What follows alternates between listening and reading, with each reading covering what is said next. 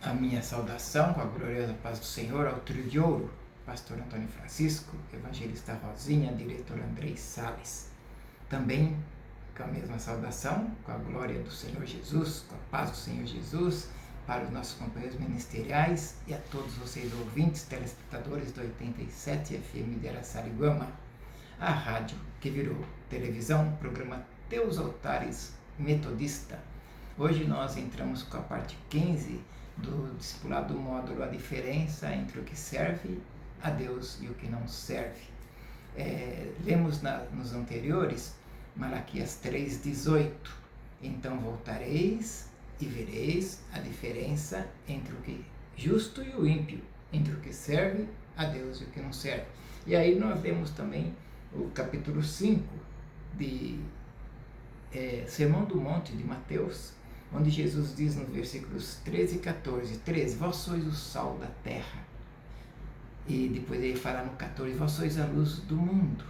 Aí nós falamos sobre as críticas.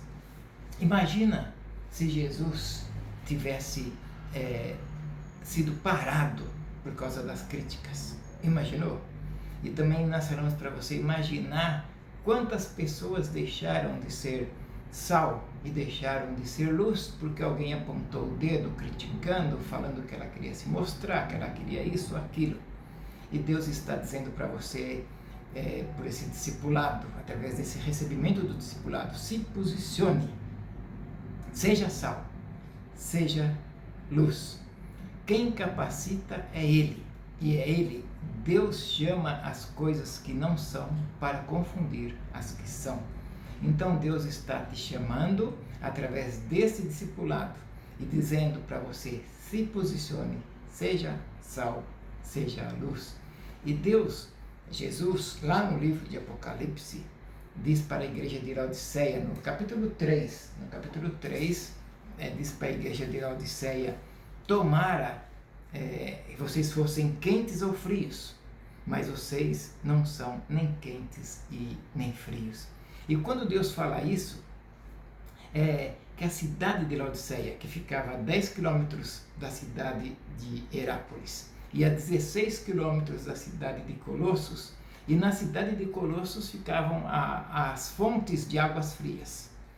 E na cidade de Herápolis ficavam as fontes das águas quentes.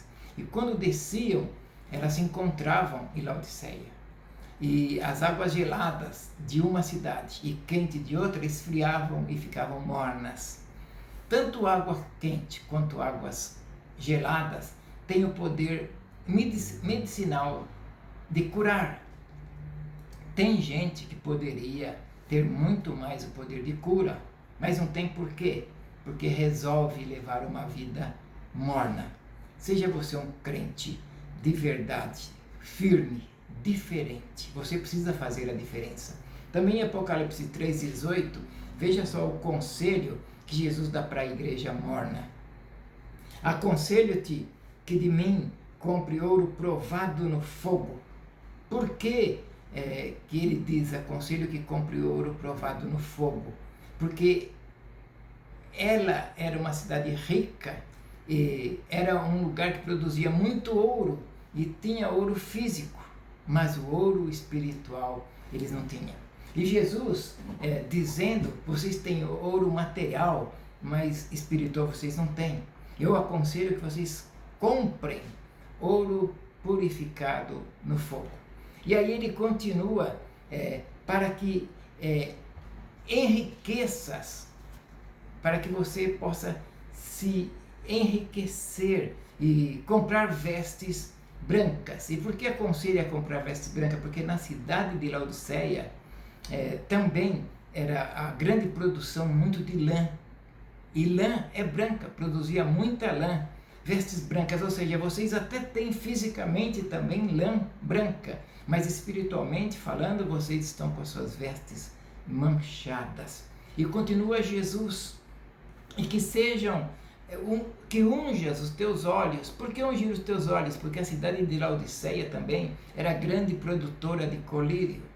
Então Jesus usa as 4 características da cidade de Laodiceia, geográfica e cultural, porque Jesus é assim. A Bíblia A palavra de Deus escrita em linguagem humana. Deus se acomoda na nossa realidade para fazer a gente entender a mensagem e não ter desculpa. Da mesma forma, quando falamos com uma criança, a gente fala a linguagem deles. Assim Deus fala conosco. Deus desce ao nível para que possamos compreender a palavra dele. E assim ele faz a Laodiceia. É desse jeito que ele faz. Deus desce ao nível deles. Deus entra na cidade deles. Deus desce ali usando figura de cultura e geográfica para falar com eles. Vocês são mornos. Eu queria que vocês fossem frios ou quentes, mas vocês são mornos. Sabe o que Jesus está falando? Vocês não têm peso nenhum aqui. Vocês precisam ser diferentes. E assim é para nós. Morno. Morno não é nem sal e nem luz. Esta cidade, ela era tão rica que em 37 a.C., depois de Cristo, ela foi destruída por um terremoto e eles nem precisaram nem de ajuda, nem de dinheiro dos imperadores para reconstruir. Os próprios milionários da cidade reconstruíram. Eles tinham ouro, eles tinham lã, eles tinham o melhor colírio da região, eles eram ricos e milionários. E, no entanto, espiritualmente, eles estavam fadados ao fracasso.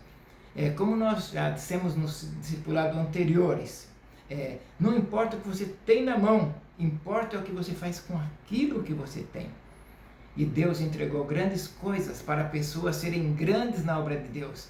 E tem pessoas que vivem como se nunca fossem ter que prestar contas ao Senhor. Vós sois o sal da terra e a luz do mundo.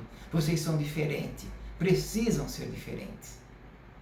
Sim, o Espírito de Deus te manda nesse discipulado uma palavra e diz para você: você é sal da terra e luz do mundo.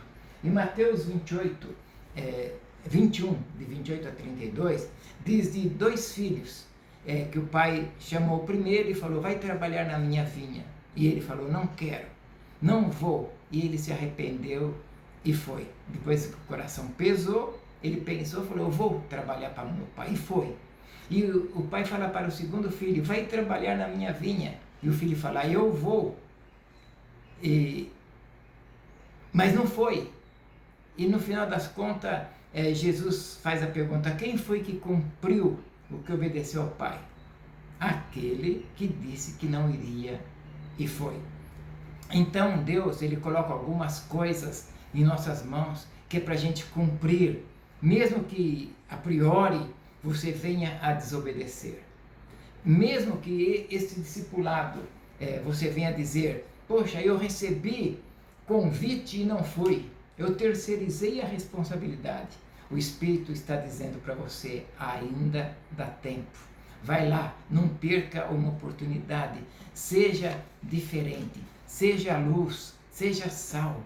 Eu me lembro quando eu era pequeno, quando eu era jovem, o meu primo Radi, ele era superintendente da escola dominical da Igreja Metodista na Penha. Ele me chamou e falou assim no começo da escola dominical: você lê o Salmo 117 quando eu te chamo lá na frente, no momento das visitas? Na hora eu tremi, mas falei: vou ler sim, leio. E durante a escola dominical, isso foi no começo, eu comecei a tentar decorar 2 versículos só, o Salmo 117. E na hora que ele me chamou, as pernas tremeram. Eu não sei se era a unção do Espírito Santo, se era medo, reverência, respeito. Eu sei que foi o pontapé inicial. Ainda com medo das críticas, o Espírito Santo disse para mim: eu me alegrei com o seu posicionamento, vai e fala. E a partir dali, eu estava comprometido com o Senhor. E até agora, este mesmo Espírito Santo me orienta, me ensina, me consola e me põe à frente para fazer a obra, o legado que Jesus me deixou. Olha, nunca mais eu disse não para as oportunidades. E hoje eu sou um ganhador de almas para o reino de Deus. Por quê? O poder é dele. Porque dele, por ele e para ele são todas as coisas. Nunca mais eu disse não a uma oportunidade. E desde então eu tenho cumprido. E talvez você tenha feito como este filho, que o pai disse vai, ele disse não, e depois se arrependeu e foi. O Espírito Santo está dizendo para você: eu coloquei algo nas tuas mãos e vou te cobrar. Seja sal da terra, seja luz do mundo, seja diferente, para que o mundo veja em você a diferença entre o que serve a Deus e o que não serve. Eu aguardo você na próxima semana com a parte 16 desse discipulado, a diferença do que serve a Deus e o que não serve. Com carinho. Até lá.